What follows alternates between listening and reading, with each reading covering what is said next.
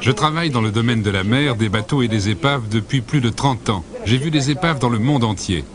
Il est rare d'en trouver au-dessus du niveau de la mer. Alors quand vous découvrez une épave de 157 mètres de long à 2130 mètres d'altitude, vous tenez quelque chose.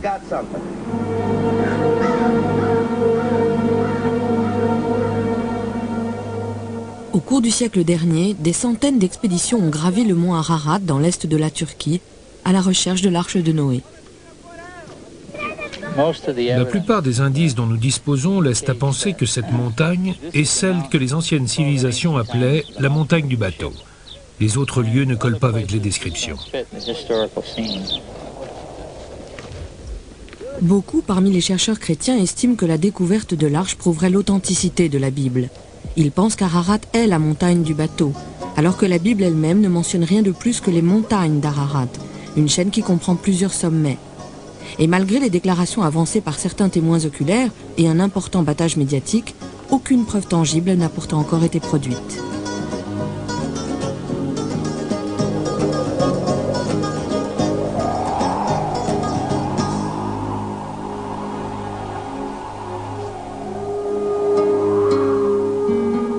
Ce qui pousse ces chercheurs, c'est un récit, le premier et le plus effrayant inscrit dans les archives de l'histoire.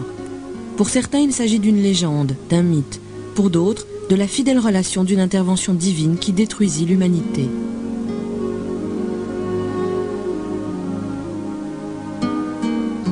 Quoi qu'il en soit, il n'est pas d'histoire plus universelle.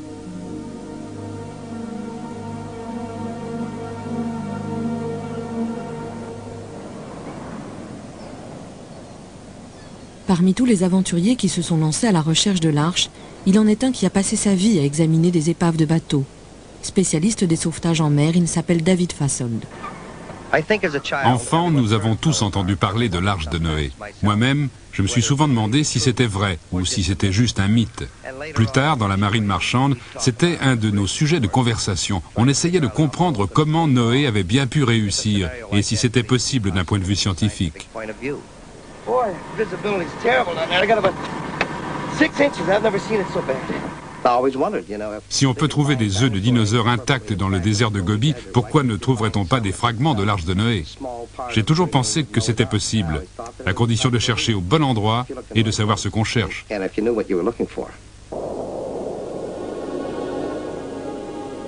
D'après les scientifiques, Ararat est une montagne volcanique jeune qui n'était sans doute rien de plus qu'une grande colline à l'époque où aurait eu lieu le déluge. Mais il y a quelques années, des Américains ont commencé à étudier un étrange objet sur une autre montagne, située à 27 km du mont Ararat. En 1959, un pilote turc a pris ce cliché à 3000 mètres d'altitude. Sa publication dans Life Magazine a donné lieu à bien des conjectures, mais aucune étude scientifique sérieuse n'a été entreprise.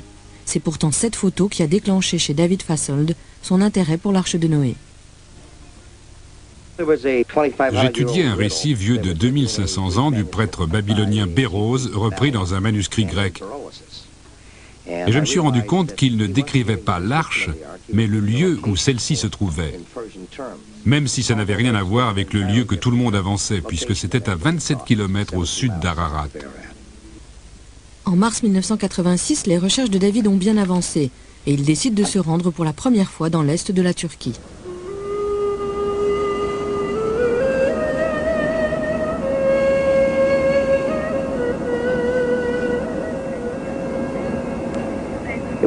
Ça doit être formidable de pouvoir laisser quelque chose au monde, une sorte de contribution personnelle. Et pour moi, ça semblait le bon moment.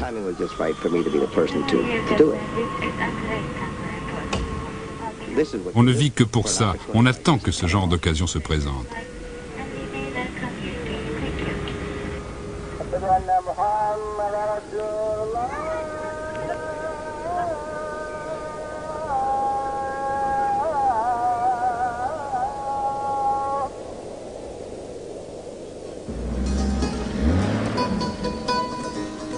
Pour aller d'Ankara, capitale de la Turquie, à la frontière est du pays, David Fassold parcourt 800 km à travers une des régions les plus désolées du Moyen-Orient.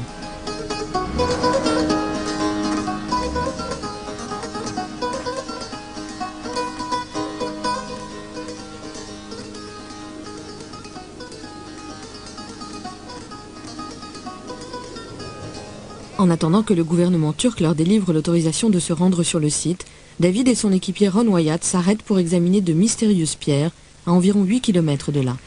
Boy, that's different. That is really different. Listen to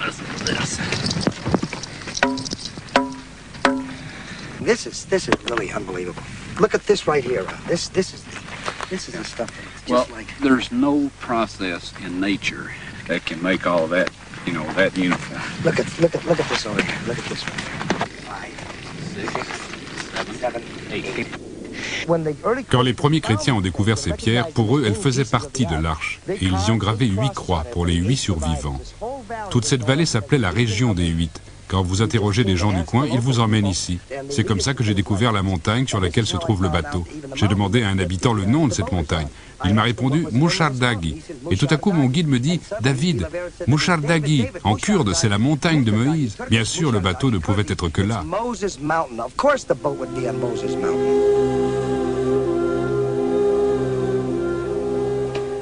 Quand je suis arrivé sur le site, c'était absolument incroyable. Il faut y être pour comprendre tout ce que ça implique.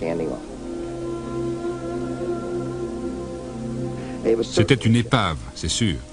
Je pouvais presque voir les poutres du pont supérieur parfaitement alignées. C'était comme marcher sur les douves d'un énorme tonneau éventré. On voyait clairement qu'il s'agissait d'un gigantesque bateau, aux extrémités en pointe, complètement écrasé dans la boue. C'était absolument incroyable.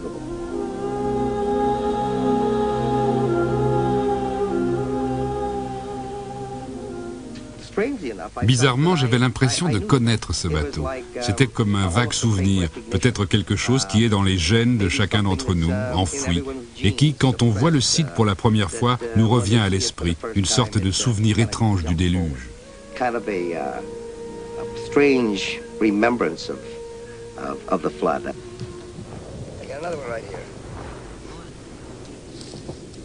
David mesure le site et commence une longue série de tests.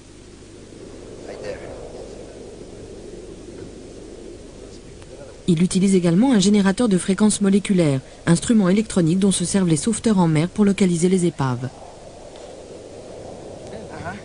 Bien que ressemblant à une baguette de sourcier, ce générateur est un instrument sophistiqué qui permet de détecter les fréquences moléculaires de différents éléments. Dans le cas présent, le fer. J'ai vu tout d'abord que le seul métal ou minéral sur le terrain était le fer, et qu'il était disposé de façon symétrique. Cette forme mesure 157 mètres de long sur 42 mètres de large, ce qui, en mesure ancienne, équivaut à 300 coudées sur 50. C'est énorme, même par rapport à ce qu'on construit de nos jours. Quoi que l'on pense du voyage de Noé, l'enquête que David Fassold entend mener requiert une connaissance des sciences de la Terre qui va bien au-delà de son savoir maritime. J'ai eu la chance de travailler avec John Baumgartner, le plus grand géophysicien du laboratoire national de Los Alamos. Il fait partie d'un groupe de recherche sur la théorie de la dynamique des fluides et il s'est beaucoup intéressé à la tectonique des plaques. Lui seul pouvait nous aider à comprendre comment cet objet en forme de bateau pouvait se trouver là. Il y a forcément eu un déplacement des plaques s'il y a bel et bien un bateau de 150 mètres de long à 2100 mètres d'altitude. Un tel phénomène suppose à coup sûr une inondation à l'échelle de la planète. Et les implications pour les sciences de la Terre sont stupéfiantes. Je suis chrétien et au fond je ne fais aucune différence entre la façon dont j'aborde intellectuellement ma foi chrétienne et les recherches scientifiques que j'effectue. Je fais appel à des données objectives et à des méthodes rationnelles. Pour moi, la vérité est la vérité, quel que soit le domaine. Après avoir étudié les résultats des premiers tests, John Baumgartner demande un congé au laboratoire de Los Alamos et part pour la Turquie à ses frais afin de revérifier les découvertes de David et de procéder à de nouveaux tests. Entre-temps, David Fassold a recruté un autre membre pour ses expéditions. Tom Fenner est sans doute le plus grand opérateur de détecteurs radar qui soit.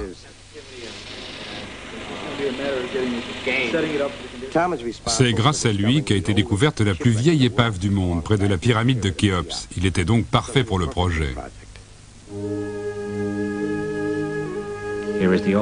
C'était le plus vieux bateau jamais trouvé par l'homme, à l'époque. Mais peut-être qu'il existe un bateau encore plus vieux, bien plus vieux.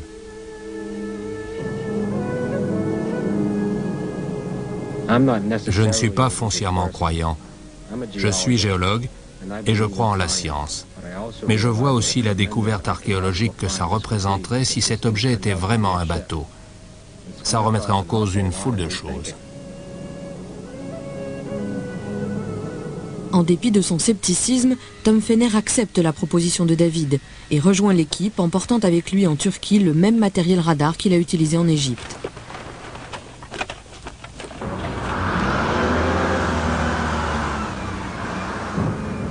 John prépare le site. Il y est depuis 10 jours, donc tout devrait être prêt à notre arrivée. On va passer la nuit à Dogubayazit. Ça se trouve à 40 km de la frontière russe et à 3 de la frontière iranienne. C'est une région assez sensible.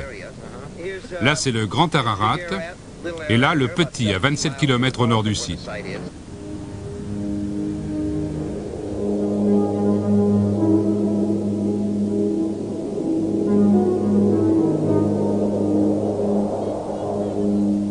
En août 1986, John est sur le site avec une première équipe.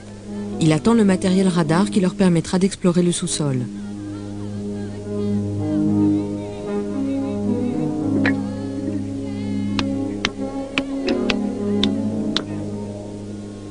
Ils refont aussi le test déjà effectué par David Fassold. Il est fascinant de voir que les deux tests effectués avec le générateur de fréquences donnent des résultats aussi proches. Dans les deux cas, nous obtenons le même nombre de lignes longitudinales et dans les deux cas, les lignes convergent aux deux extrémités du site comme s'il s'agissait de la proue et de la poupe d'un grand vaisseau. Les tests suggèrent quelque chose construit par l'homme. Lorsqu'on arrive sur le site, on comprend que s'il s'agit vraiment des restes de l'Arche de Noé, ceux-ci sont en très mauvais état et qu'on trouvera très peu de preuves matérielles tangibles que c'est bien l'Arche. Beaucoup s'attendent à trouver l'Arche dans un très bon état de conservation et ils sont découragés quand ils voient ce grand tas de boue.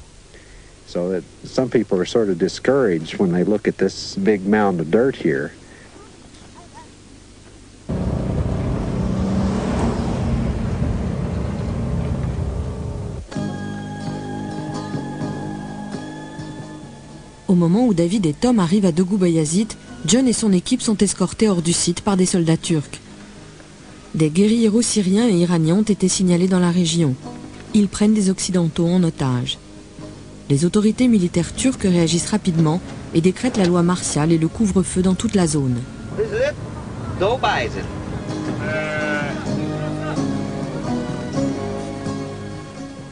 Les soldats passent la ville au peigne fin à la recherche de terroristes, alors que le conflit éclate dans les collines avoisinantes.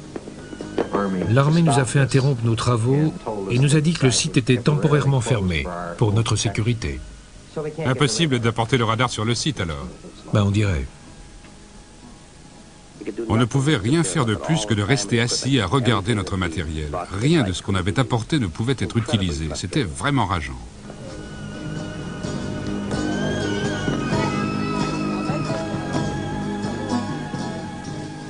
Ce soir-là, une autre expédition arrive à Dogubayazit. À la tête du groupe, le célèbre astronaute James Irwin et le vétéran des chercheurs de l'Arche, Errol Cummings. Leur destination, comme d'habitude, le mont Ararat. C'est la 5e expédition pour Irwin, la 15e pour Cummings. La recherche de l'Arche nous permet de redécouvrir ce récit biblique, à savoir que Dieu nous juge et que nous devons comprendre qu'il ne tolère pas le péché et qu'il va nous détruire si nous ne devenons pas vertueux. Je pense que nous serons vraiment surpris quand nous trouverons la preuve concluante. Ça dépassera notre imagination. Le système de ventilation, d'éclairage, d'évacuation des eaux usagées, de distribution de l'eau et tout le reste. C'était du beau travail. C'était un vrai bateau. Quant au site de l'objet en forme de bateau, il n'en pense pas grand-chose. Ça peut être un vieux bateau, mais je ne crois pas que ce soit l'Arche de Noé. J'espère qu'ils feront du bon travail et pourront dire exactement ce que c'est. Je ne crois pas non plus que ce soit l'Arche. C'est probablement autre chose.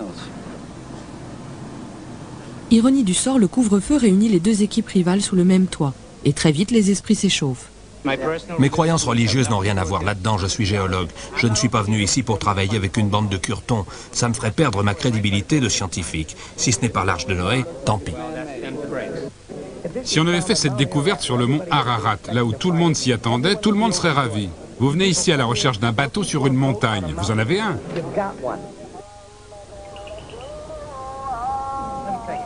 Si ce bateau se trouvait sur le mont Ararat, vous seriez ravi. Mais ce n'est pas ce que vous vouliez. Vous voulez que ça colle à votre interprétation. Je me moque de vos théories. Tout d'abord, dans la Genèse, quand il est dit qu'il fera 30 sur 50 sur 300, on ne dit pas qu'il s'agit des mesures, mais de la forme, du déplacement volumique. C'est le volume de l'arche. Vous êtes un spécialiste des bateaux, ça c'est vrai, moi j'y connais rien. S'il s'avère que c'est l'arche de Noé, comment expliquerez-vous qu'elle ne soit pas rectangulaire, puisque selon vous c'est ainsi que la décrit la Genèse? Mais ça ne me dérange pas, j'accepte les variations. Mais ça ne me dérange pas, j'accepte les variations. Je ne prétends pas être infaillible, mais je prends tous les éléments dont je dispose et je me fais une opinion. Moi, je vais vous dire la différence entre vous et moi. Moi, je cherche l'arche de Noé. Moi, je cherche des centaines d'histoires qui corroborent une thèse. On ne fait pas les choses à l'aveuglette. Vous n'avez rien du tout, pas de photos? Désolé, mais là, vous vous trompez. Je vais rencontrer un témoin oculaire qui est allé sur place 2 fois. Il habite la région. Il est allé au mont Ararat? À 2 reprises. N'importe quoi. Non. Et ils venaient d'où? Ils arrivaient de Bagdad pour aller où? Je ne me souviens pas. C'est écrit dans votre livre, Errol. Ils allaient de Bagdad à Adana. Ils seraient passés par le mont Ararat? C'est ce qu'ils disent. Vous vous moquez de moi. C'est comme si je vous disais qu'en allant de Miami à San Francisco, j'ai vu en traversant le Dakota du Nord un objet en forme de bateau. C'est ridicule. Laissez-moi vous dire... Continuez donc à gaspiller votre temps et votre argent sur les légendes et les mythes des autres. Moi, je continue sur le bateau. C'est pas parce qu'on n'est pas d'accord qu'il faut être désagréable. L'année prochaine, vous vous joindrez à notre équipe quand vous aurez échoué. Désolé, Errol. Ils voient ça comme un voyage évangélique. Pour moi, il est question d'histoire et d'archéologie. Ce qu'ils ont à perdre, si c'est bien l'arche, c'est que depuis 40 ans, on raconte des mensonges au nom de Dieu en disant qu'elle est sur le mont Ararat. Mais il ne peut y avoir qu'une seule arche.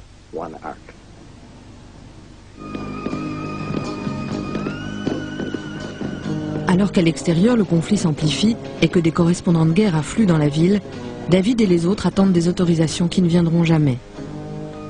Après 5 mois de préparation, ils se retrouvent coincés dans un hôtel avec un radar dont ils ne peuvent pas se servir et un site sur lequel ils ne peuvent pas se rendre.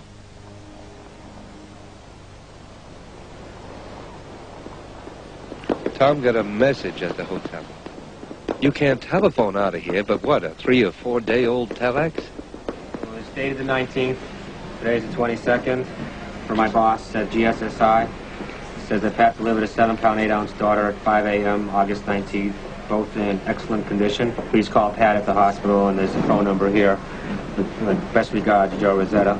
Great. I talked to her, but the telex finally came. The only good news of the whole trip.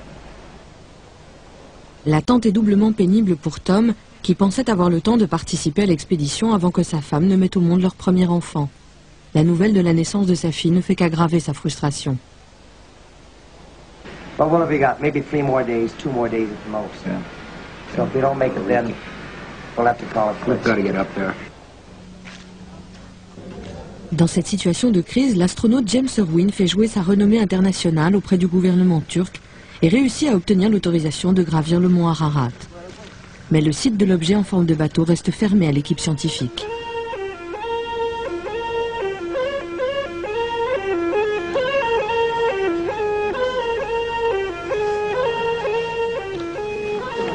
Chief, we don't know whether we'll be on this mountain again. Yeah, we don't know. We don't know.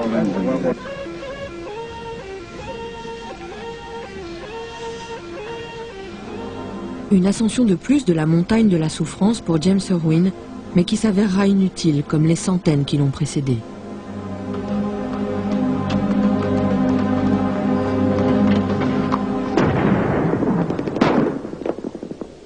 Là-haut. Là-haut. C'est un obus.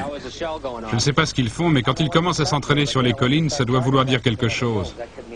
J'y crois, on est si près du but. Tout le monde attend et on ne peut rien faire. Tout ce que je veux pour le moment, c'est me tirer d'ici. Vous reviendriez?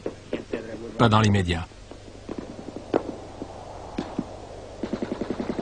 Je ne sais pas si ça va durer, mais j'ai l'impression que c'est fichu pour la saison.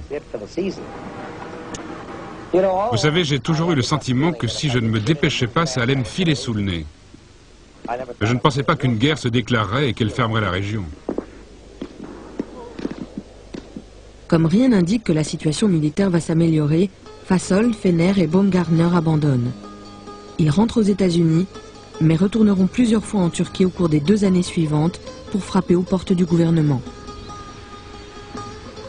Bien que la loi martiale ait finalement été suspendue dans l'est de la Turquie, l'accès au site est toujours interdit.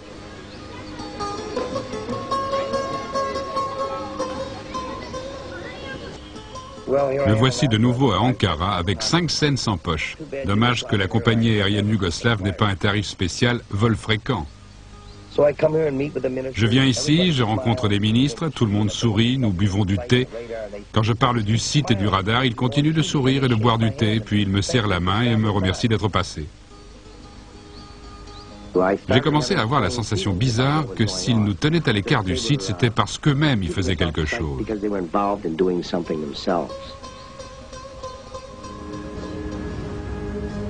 À défaut de pouvoir se rendre sur le site, ils obtiennent la permission de travailler dans la région. Et à l'automne 1988, David et John réunissent juste assez d'argent pour parcourir les abords du site à la recherche de preuves supplémentaires. Pendant que John se concentre sur les crêtes au-dessus, David et son guide travaillent dans la vallée. Ils étudient de mystérieuses pierres qui sont alignées les unes par rapport aux autres, mais également par rapport à l'objet en forme de bateau. About 5 inches through there. All right, now, it looks like if we dig down about this far, we're, get all the stuff away, we're going to find a hole about this big on this stone. Les pierres sont percées de trous à leur sommet. Certains trous sont intacts, d'autres sont cassés ou enterrés. David pense qu'il s'agit de pierres de lestage que les anciens marins tiraient à l'aide de filins derrière leur bateau pour se stabiliser par grosse mer. Mais s'il s'agit vraiment de pierres de lestage, elles se trouvent sur une montagne à des centaines de kilomètres de la mer la plus proche. Les versions sanscrites et sumériennes du déluge mentionnent ces pierres. Elles figurent dans le Coran. Dans le récit babylonien, il est dit « Il est impossible de traverser les eaux de la mort sans les pierres ». Ce sont bel et bien des pierres de lestage, identiques à celles que l'on a retrouvées dans la Méditerranée, d'Israël à l'Égypte, sauf qu'elles sont 10 fois plus grosses. Ça ne fait aucun doute, ce sont les pierres d'un gigantesque vaisseau.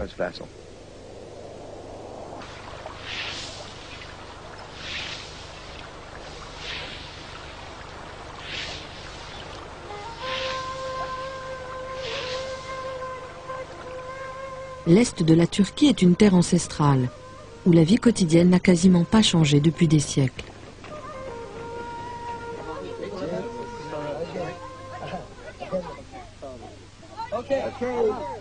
Ici, dans le village le plus proche du site, David et John espèrent en apprendre davantage sur l'histoire de la région et sur le séisme de 1948 qui a légèrement surélevé l'objet en forme de bateau. Vous avez déjà creusé le sol du village? Vous avez trouvé quelque chose? Il y a eu un déprème, un bouyouk déprème, un tremblement de terre. C'était en quelle année?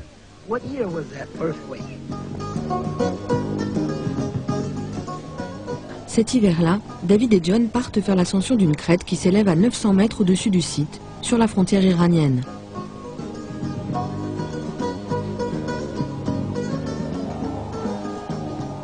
C'est là que l'objet aurait touché terre, s'il s'agit bien d'un bateau. L'équipe découvre des preuves supplémentaires indiquant que l'objet reposait sur de la boue et qu'avec le temps, il a glissé de cette crête jusqu'à son emplacement actuel. Nous savons que l'objet repose sur de la boue et que la coulée de boue commence juste au-dessus du sommet de cette crête. Si l'objet est bien un bateau, il a certainement été entraîné en contrebas par la boue. Je n'aime pas vraiment faire les choses ainsi, mais aussi longtemps qu'on ne pourra pas se rendre sur le site, nous en serons réduits à explorer attentivement les alentours. Nous pourrions bien y trouver des preuves que des gens ont jadis foulé cette terre.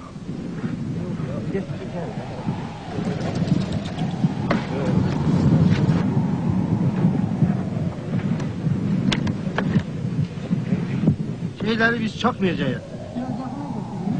Biz çakmayacağız bunları hocam. Bunları var ya. Direkt kalır tutalım. Koyuyoruz bak.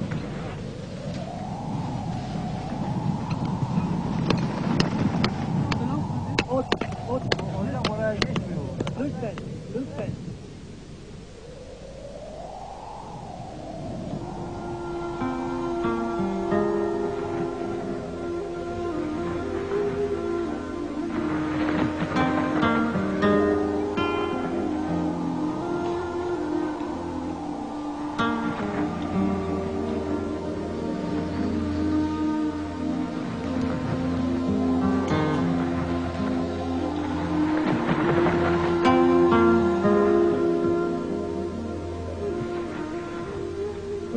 J'en ai assez. On n'avance pas, on tourne en rond. Si on n'obtient pas d'autorisation pour retourner légalement sur le site avec le radar, je m'y prendrai autrement. J'en ai assez.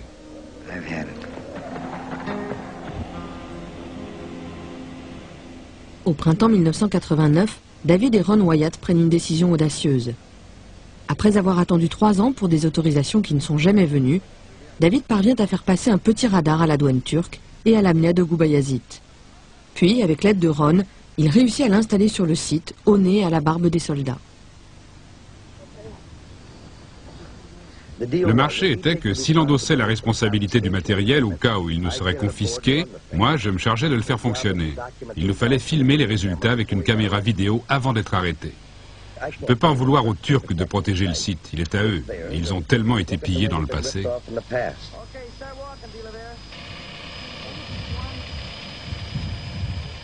Je commençais à avoir vraiment peur à force de regarder s'il y avait des soldats. Okay. Look at this now. Bring it. Shoot this with the camera. You know, we got to get our ass in gear, Dave. What's the matter, Ron? You don't think... Nothing is the matter. You don't want to record this? We're recording it, it's fine. Okay. We need to get out of here. Brad, I'll back up and go to the... Well, why don't we make that sweep up there and go to the back, okay? Well... You had me sign, so my ass is the one... All right, okay, all right. Okay, this is the west bulkhead.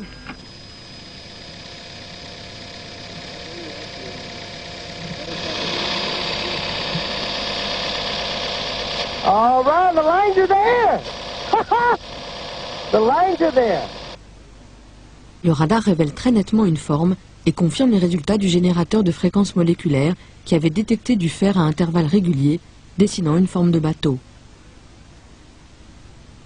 On était fous de joie, et je me disais que même si on avait enfreint la loi en ayant fait tout ça sans autorisation, on serait vite pardonné. Mais les Turcs ne m'ont pas pardonné.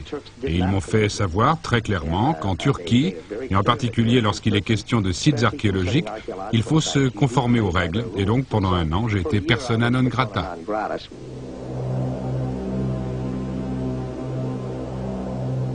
Mais si David Fassolde connaît des démêlés avec le gouvernement turc, ce que l'équipe ignore, c'est que toute la recherche américaine a été stoppée pour que l'étude reste aux mains des Turcs. Les recherches turques sont menées par un éminent géologue, le professeur Salih Bayraktutan, de l'université d'Atatürk.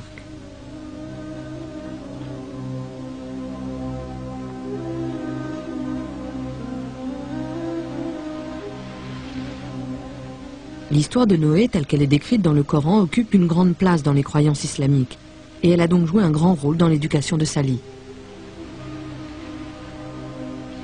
Je me souviens quand j'avais 8 ans, mon père m'a emmené dans la région du mont Ararat et il m'a raconté l'histoire du déluge. Et je sais que s'il était encore vivant, il me soutiendrait dans mon travail et il serait très fier de moi.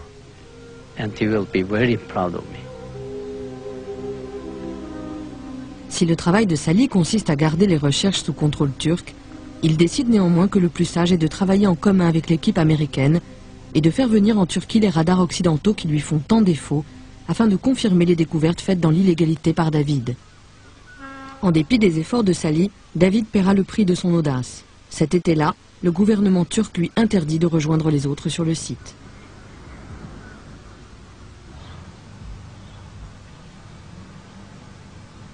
En juillet 1989, Salim Beirak Toutan fait ses adieux à sa famille et grimpe à bord du bus de l'expédition en partance pour Dogu Bayazit.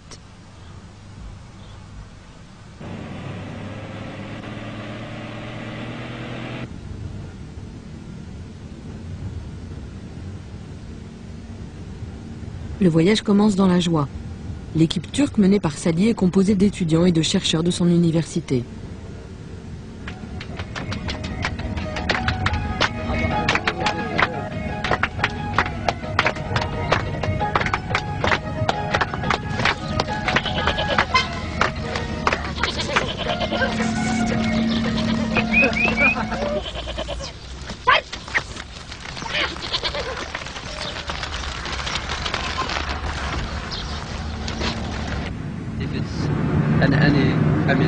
Any man-made structure, it's only possible it is both. How about the impact on the community as a science community? This is something that is not supposed to be here. You know what I mean? Yes.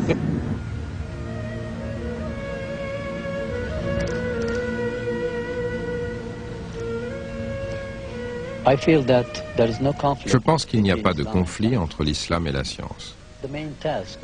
La principale fonction de la science est d'expliquer les mécanismes des événements et leurs causes. Mais c'est la religion qui nous dit la raison profonde.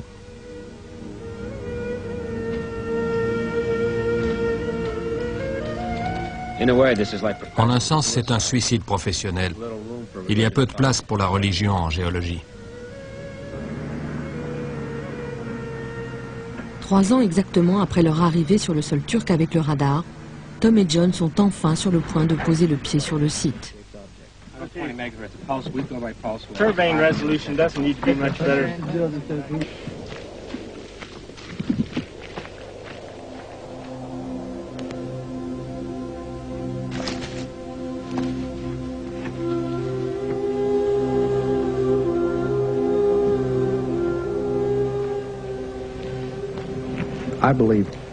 Je pense que tout être humain a besoin d'en savoir plus sur ses origines, savoir d'où il vient, connaître ses racines. C'est un besoin universel. Ce n'est pas une question de nationalité, d'époque, d'éducation, d'appartenance religieuse ou philosophique.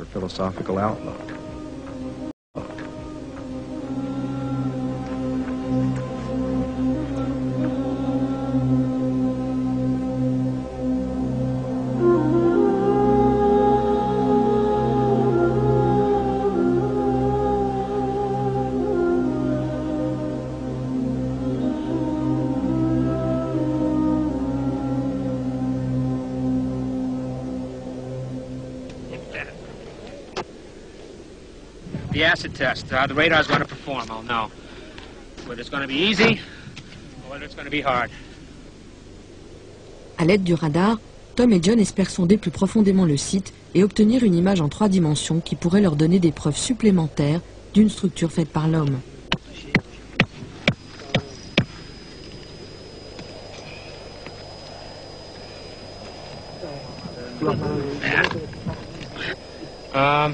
Okay, I need someone to pull the antenna around, just at random, so I can get a feel for what this is going to do. I need someone to move that antenna. Sure. Just, which way? pull it so the cable drags behind you. No, don't pull it that way.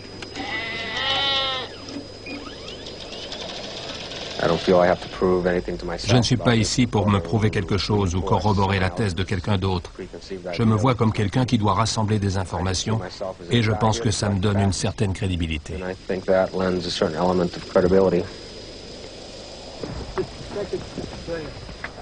Au cours de ces dernières années, le radar a remplacé une grande partie du travail préliminaire des fouilles archéologiques. Ce gros instrument plat avec lequel l'équipe balaye le site émet et reçoit des signaux à 75 mètres de profondeur.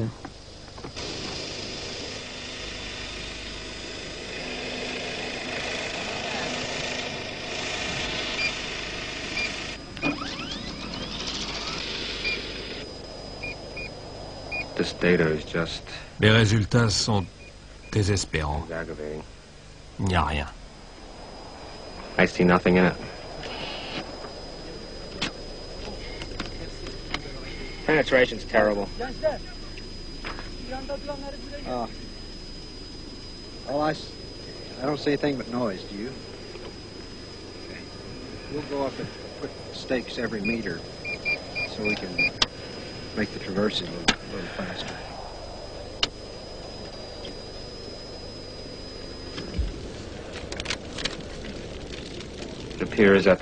Il semble que les conditions du sol ne soient pas favorables du tout. Je n'ai obtenu que des bruits aujourd'hui. Aucun signal que je puisse lire. J'espère que demain nous aurons de meilleures données.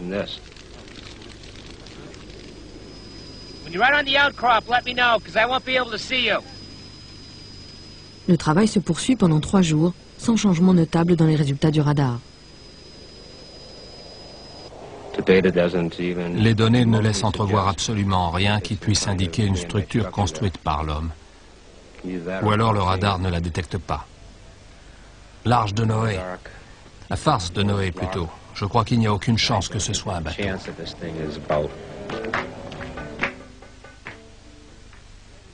Ce soir-là, Tom prend une chambre à l'hôtel Ararat à Dogoub Bayazit et travaille tard pour essayer de réduire les interférences à l'aide de filtres spéciaux.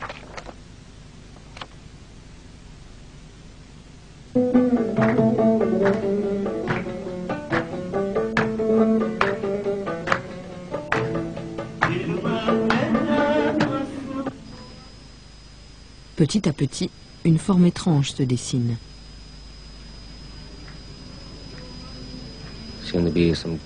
On dirait qu'il y a des structures qui se répètent dans la partie la moins profonde. Je ne vois pas ce qui pourrait être parallèle, si ce n'est une sorte de plancher avec une armature en métal. J'ai du mal à accepter que c'est ce que je vois.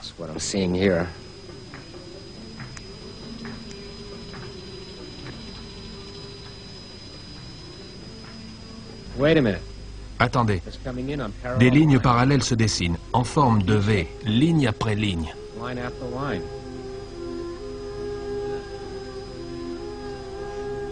Les signaux proviennent d'une couche solide à 8 mètres sous la surface du site.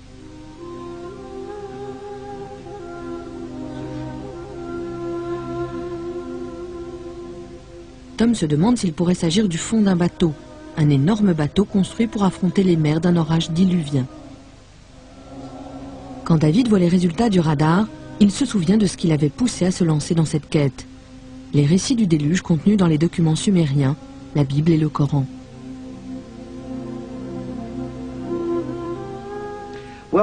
J'ai étudié ça de très près pour savoir quel genre de structure ça pouvait être. Et je pense qu'il s'agissait d'un gigantesque bateau fait de roseaux et surmonté d'une structure en bois. Et ce qu'on voit, ce qui s'appelle l'interface, c'est une infrastructure sur laquelle se trouvaient les poutres qui ont maintenant été remplacées par du limon. Donc ce n'est pas la structure elle-même qui est sur le site, mais plutôt un fossile de cette structure. De retour à Los Alamos, John rassemble toutes les données pour créer ces images de synthèse de l'objet mystérieux. L'étape suivante consistera à creuser et remonter des fragments de la structure pour les analyser, condition sine qua non pour que le gouvernement turc puisse ne serait-ce qu'envisager le coût et les dommages provoqués par des fouilles archéologiques. Grâce aux nouvelles données fournies par le radar, les recherches passent à la vitesse supérieure et David est de retour sur le terrain dès l'été 1990. La première étape consiste à construire une route afin d'acheminer une tour de forage. L'équipe a obtenu l'autorisation de creuser 4 trous.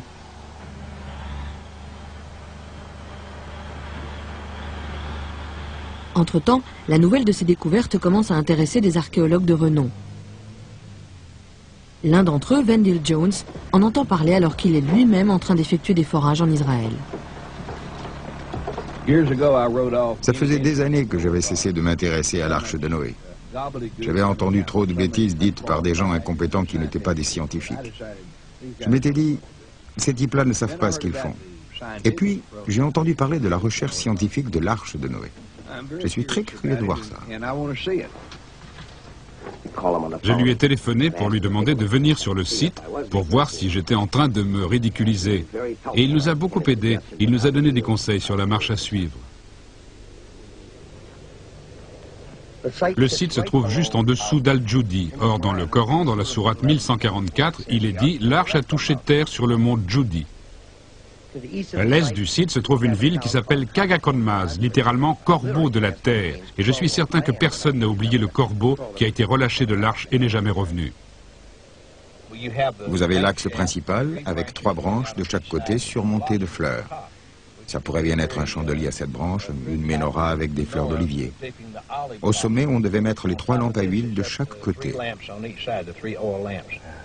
On devrait pouvoir dater ce système d'écriture. Nous pouvons dater ces formes de lettres à 50 ans près.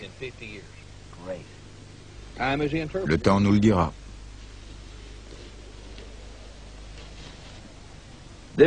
Cette région est comme un tunnel à remonter le temps de la civilisation. L'histoire de la Turquie a commencé il y a 7 à 10 000 ans. Si l'arche de Noé est dans l'est de la Turquie, ça veut dire que la civilisation a commencé là, et que de là, elle s'est étendue à la terre entière.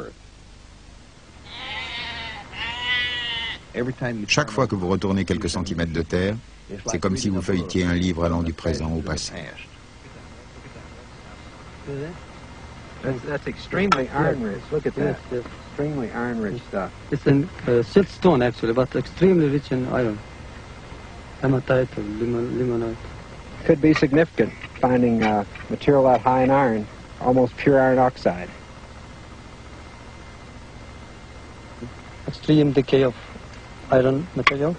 Like nails or what? The nail, whatever it is, I don't know its name, but it's very rich, and I can say that it's essentially pure iron. Yeah, pure iron oxide.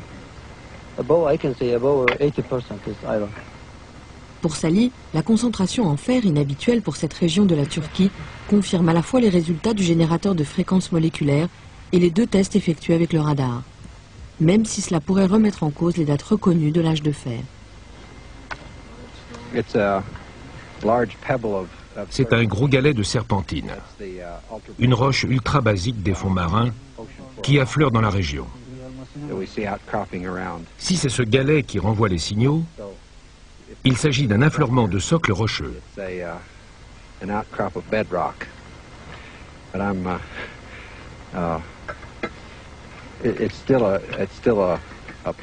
Mais c'est quand même un galet. Alors il me semble que nous n'avons pas encore trouvé de couche solide de roche.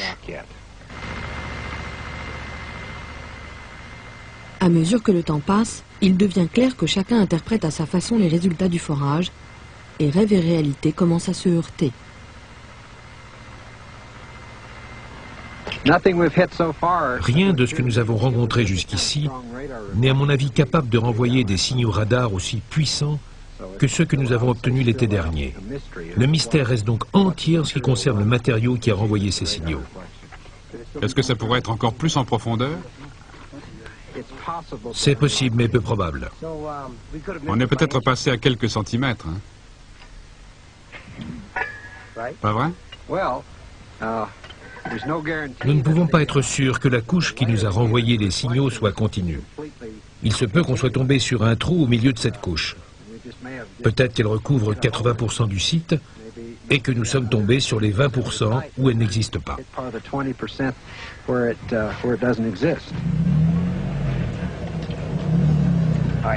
Si vous avez un bateau qui n'a pas de toit et qu'il est recouvert par un glissement de terrain, toutes sortes de rochers vont tomber dans le bateau.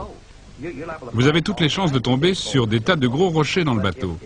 Mais si vous forez à l'endroit exact où se trouvait une partie de la structure qui s'est depuis décomposée et a été remplacée par du limon et de l'argile, vous pourrez la traverser et vous ne tomberez jamais sur un rocher. Ce n'est que de l'argile. En fait, vous pourriez bien être en train de forer en plein dans l'infrastructure, cette structure qui a été remplacée par de l'argile. Ce qu'il nous faut découvrir avant tout, c'est ce qui est responsable de l'intégrité du site. Qu'est-ce qui fait que tout tient ensemble? D'après le forage, il semblerait que c'est la roche qui tient le tout. Et si c'est la roche qui donne au site sa force interne et sa forme, alors il ne s'agit sans doute pas de l'arche.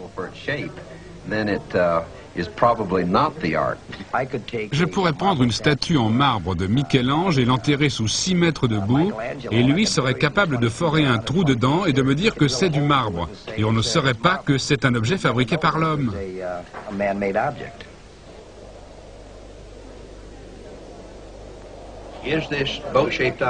Cet objet en forme de bateau est-il une anomalie dans cette région ou est-ce un objet naturel dans cet environnement?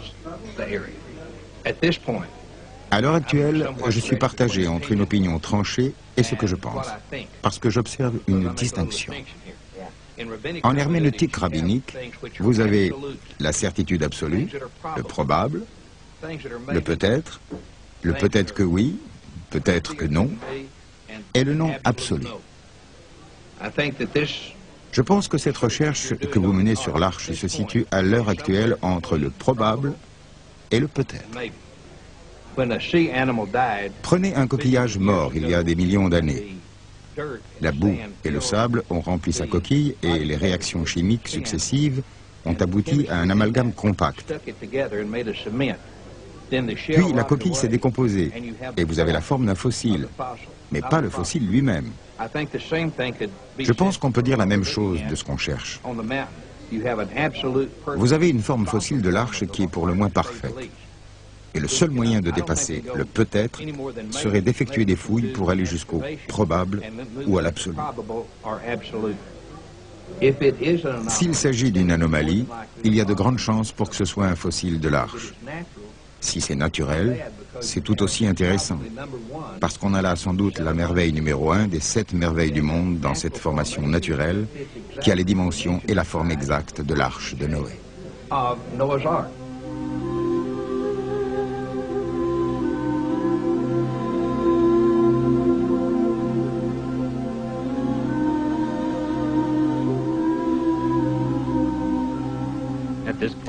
À l'heure actuelle, je ne sais pas quoi penser. En tout cas, forer des trous ne fournit pas assez d'informations. Nous n'avons pas pu en forer un assez grand nombre.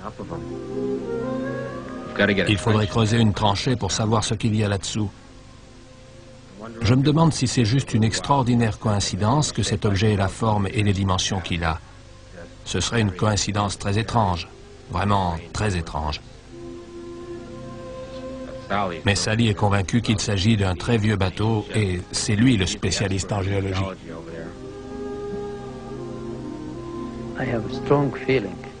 Je ressens quelque chose de très fort vis-à-vis de cet objet.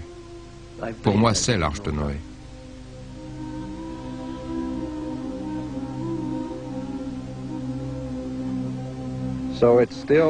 Le mystère reste entier.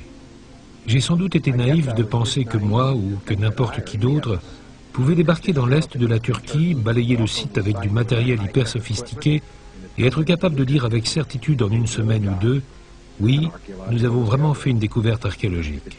Si c'est bien l'Arche de Noé, ça fait des milliers d'années qu'elle est là. Et tout d'un coup, on pourrait arriver sur le site et résoudre l'énigme comme ça. J'aurais dû me douter que non.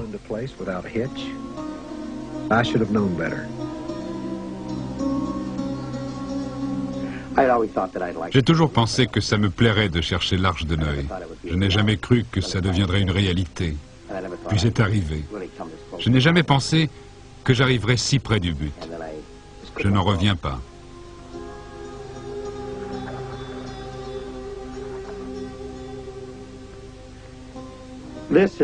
J'ai tout perdu. J'ai perdu mon travail, mon matériel, bateau, remorqueur, grue. J'ai plus ou moins quitté mon travail. Je n'ai pas pu reprendre ce que je faisais avant. J'ai perdu tout mon argent, ma maison, l'éducation de mes enfants, et ça a eu de grosses répercussions sur mon mariage aussi.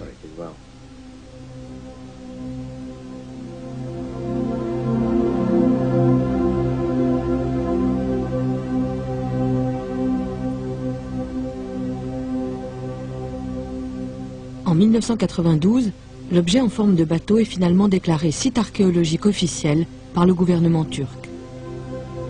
Le site sera fouillé au cours de l'été 1995.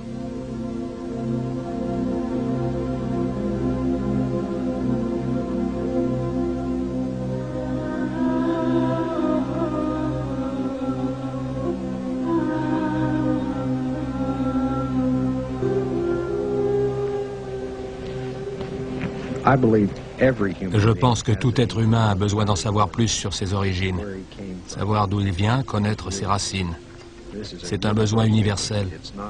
Ce n'est pas une question de nationalité, d'époque, d'éducation, d'appartenance religieuse ou philosophique.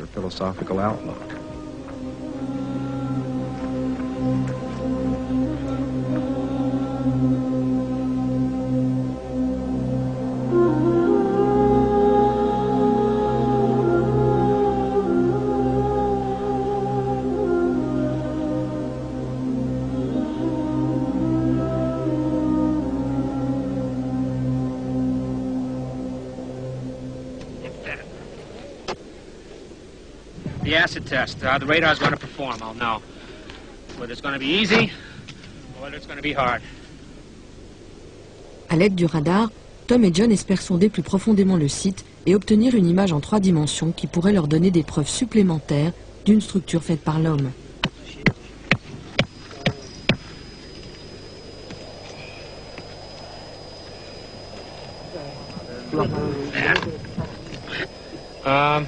Okay, I need someone to pull the antenna around, just at random, so I can get a feel for what this is going to do. I need someone to move that antenna. Sure. Just, which way? Pull it so the cable drags behind you. No, don't pull it that way.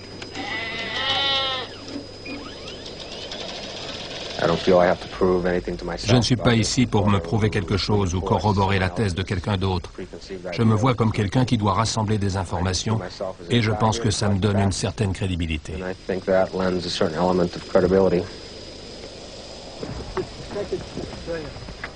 Au cours de ces dernières années, le radar a remplacé une grande partie du travail préliminaire des fouilles archéologiques. Ce gros instrument plat avec lequel l'équipe balaye le site émet et reçoit des signaux à 75 mètres de profondeur.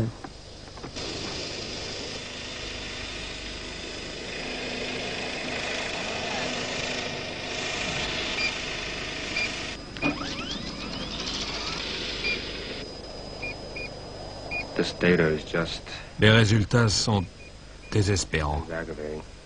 Il n'y a rien. I see nothing in it.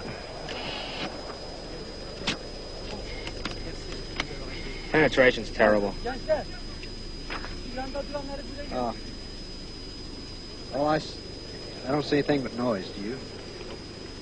Okay. We'll go up and put stakes every meter so we can make the traverses a little faster.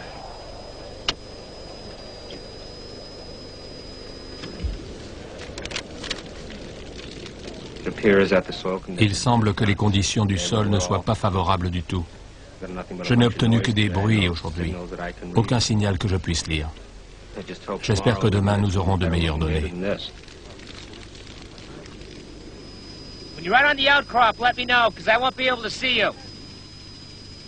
Le travail se poursuit pendant 3 jours, sans changement notable dans les résultats du radar. Les données ne laissent entrevoir absolument rien qui puisse indiquer une structure construite par l'homme. Ou alors le radar ne la détecte pas. L'Arche de Noé. La farce de Noé, plutôt. Je crois qu'il n'y a aucune chance que ce soit un bateau.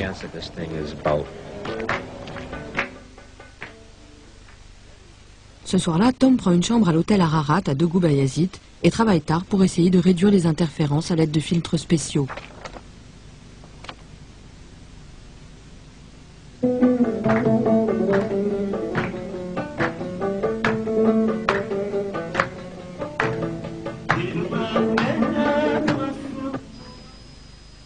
Petit à petit, une forme étrange se dessine.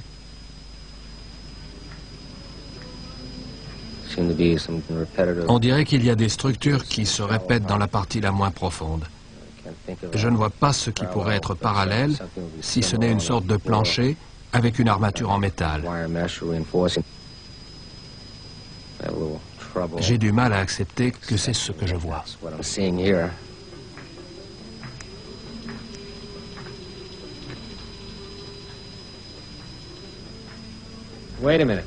Attendez, des lignes parallèles se dessinent, en forme de V, ligne après ligne.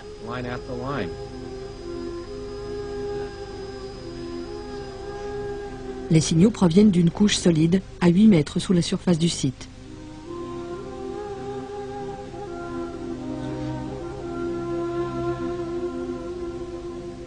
Tom se demande s'il pourrait s'agir du fond d'un bateau, un énorme bateau construit pour affronter les mers d'un orage diluvien. Quand David voit les résultats du radar, il se souvient de ce qui l'avait poussé à se lancer dans cette quête. Les récits du déluge contenus dans les documents sumériens, la Bible et le Coran.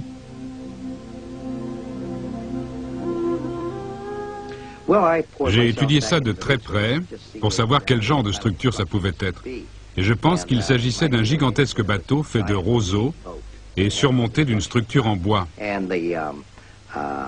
ce qu'on voit, ce qui s'appelle l'interface, c'est une infrastructure sur laquelle se trouvaient les poutres qui ont maintenant été remplacées par du limon. Donc ce n'est pas la structure elle-même qui est sur le site, mais plutôt un fossile de cette structure.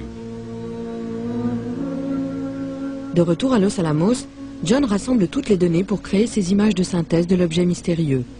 L'étape suivante consistera à creuser et remonter des fragments de la structure pour les analyser, condition sine qua non pour que le gouvernement turc puisse ne serait-ce qu'envisager le coût et les dommages provoqués par des fouilles archéologiques. Grâce aux nouvelles données fournies par le radar, les recherches passent à la vitesse supérieure et David est de retour sur le terrain dès l'été 1990. La première étape consiste à construire une route afin d'acheminer une tour de forage. L'équipe a obtenu l'autorisation de creuser 4 trous.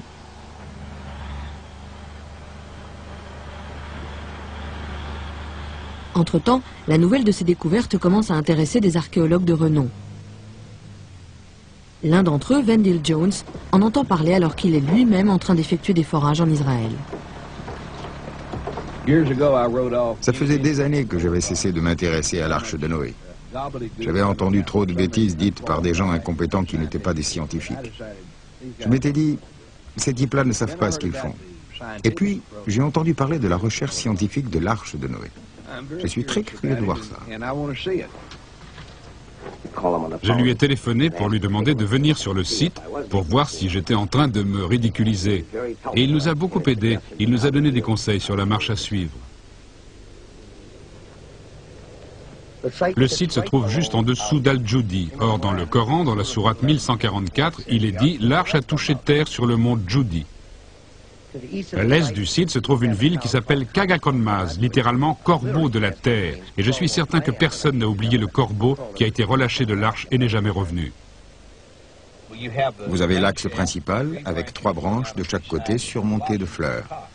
Ça pourrait bien être un chandelier à 7 branches, une menorah avec des fleurs d'olivier. Au sommet, on devait mettre les 3 lampes à huile de chaque côté. On devrait pouvoir dater ce système d'écriture. Nous pouvons dater ces formes de lettres à 50 ans près. Le temps nous le dira.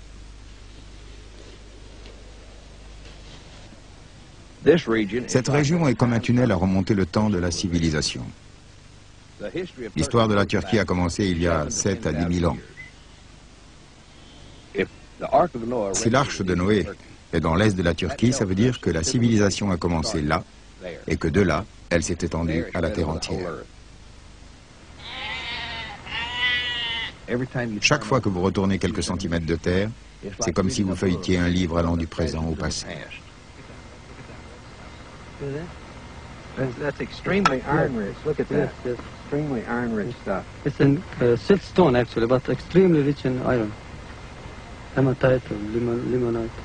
Could be significant, finding material that high in iron, almost pure iron oxide. Extreme decay of iron material. Like nails or what? The nail, whatever it is, I don't know its name, but it's very rich, and I can say that it's essentially pure iron. Yeah. Pure iron oxide. Above, I can say above 80% is iron.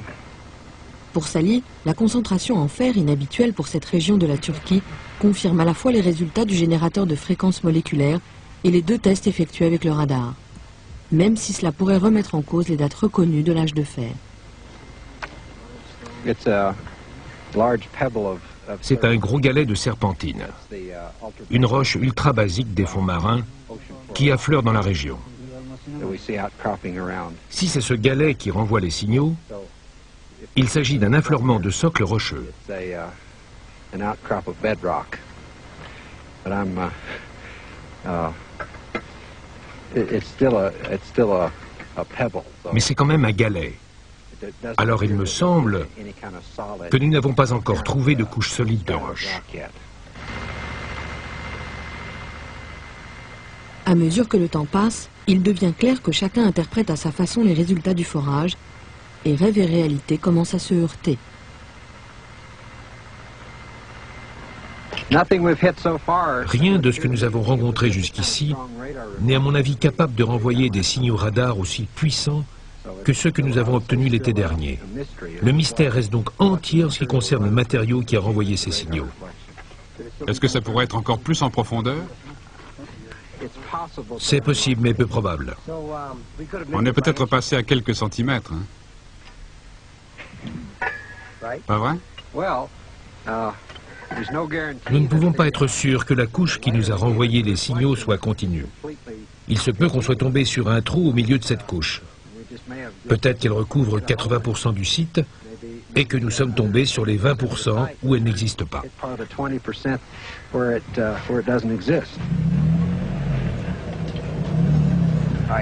Si vous avez un bateau qui n'a pas de toit et qu'il est recouvert par un glissement de terrain, toutes sortes de rochers vont tomber dans le bateau. Vous avez toutes les chances de tomber sur des tas de gros rochers dans le bateau. Mais si vous forez à l'endroit exact où se trouvait une partie de la structure qui s'est depuis décomposée et a été remplacée par du limon et de l'argile, vous pourrez la traverser et vous ne tomberez jamais sur un rocher. Ce n'est que de l'argile. En fait, vous pourriez bien être en train de forer en plein dans l'infrastructure, cette structure qui a été remplacée par de l'argile. Ce qu'il nous faut découvrir avant tout, c'est ce qui est responsable de l'intégrité du site. Qu'est-ce qui fait que tout tient ensemble? D'après le forage, il semblerait que c'est la roche qui tient le tout. Et si c'est la roche qui donne au site sa force interne et sa forme, alors il ne s'agit sans doute pas de l'arche.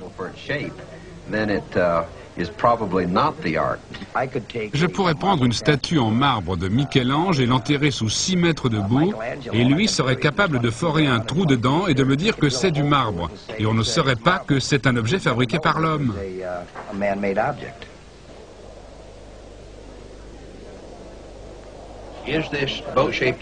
Cet objet en forme de bateau est-il une anomalie dans cette région ou est-ce un objet naturel dans cet environnement?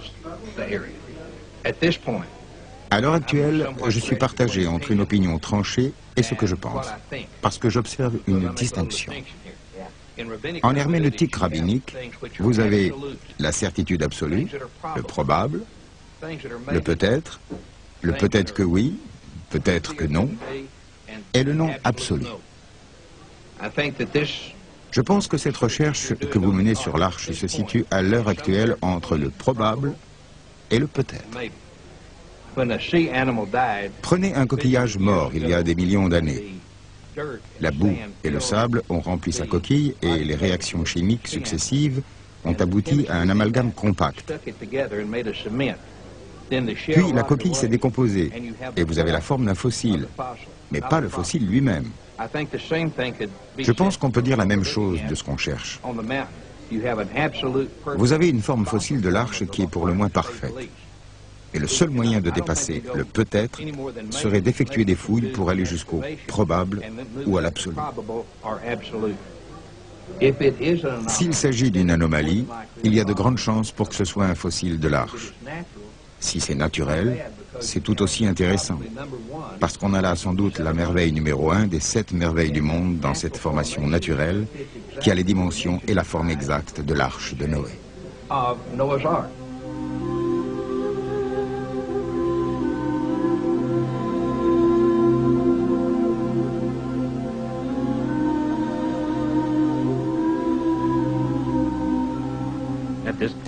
À l'heure actuelle, je ne sais pas quoi penser.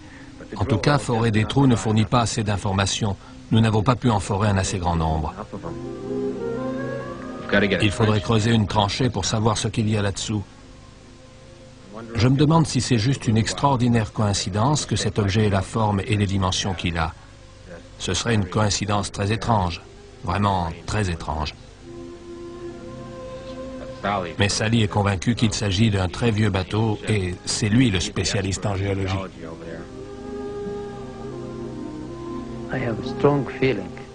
Je ressens quelque chose de très fort vis-à-vis de cet objet. Pour moi, c'est l'Arche de Noé.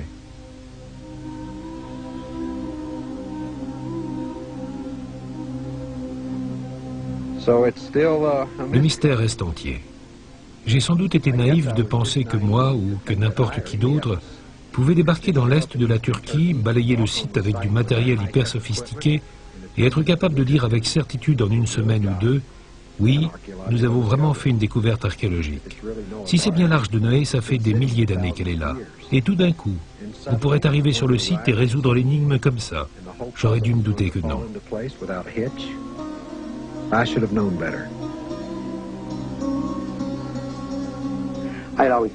J'ai toujours pensé que ça me plairait de chercher l'Arche de Noé. Je n'ai jamais cru que ça deviendrait une réalité. Puis c'est arrivé.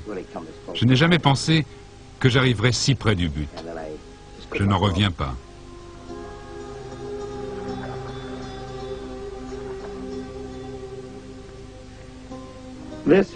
J'ai tout perdu. J'ai perdu mon travail, mon matériel, bateau, remorqueur, grue. J'ai plus ou moins quitté mon travail. Je n'ai pas pu reprendre ce que je faisais avant. J'ai perdu tout mon argent, ma maison, l'éducation de mes enfants, et ça a eu de grosses répercussions sur mon mariage aussi.